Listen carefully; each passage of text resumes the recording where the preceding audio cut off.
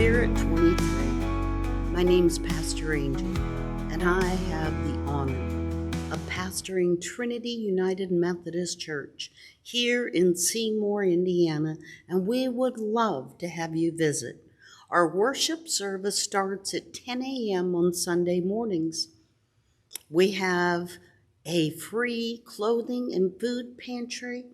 We'd love to have you drop by for one of our community meals the third Saturday of the month, 5 to 7.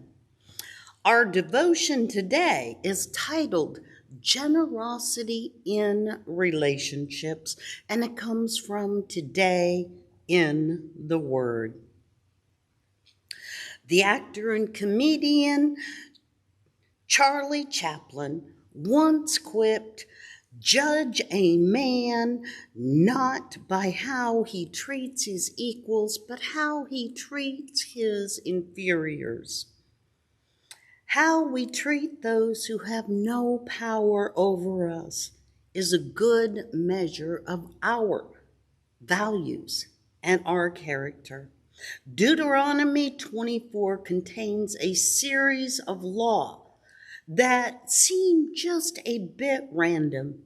However, most of them deal with how Israel should treat those in a powerless and vulnerable position. For example, if a man divorced his wife, he had to provide her with a certificate of divorce.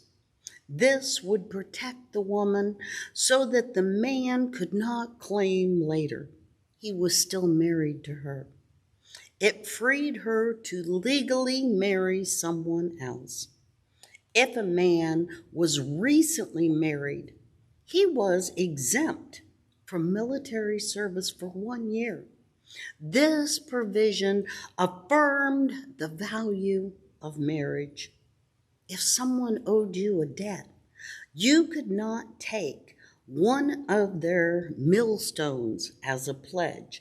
That would prevent them from grinding grain to make money to pay you back. Similarly, if someone owed you money, you could not enter their house and get their pledge.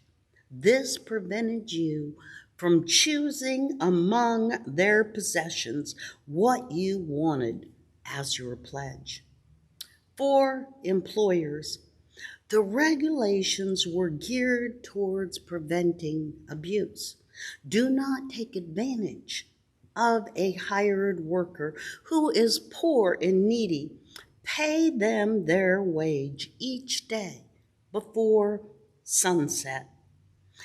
There were laws that prevented farmers from being overly efficient and harvesting their fields so that the food was left over for the foreigner, the fatherless, and the widow to glean from the fields. Again, these laws demonstrate God's heart for the poor and the needy. He hears their cries and upholds their claims to justice.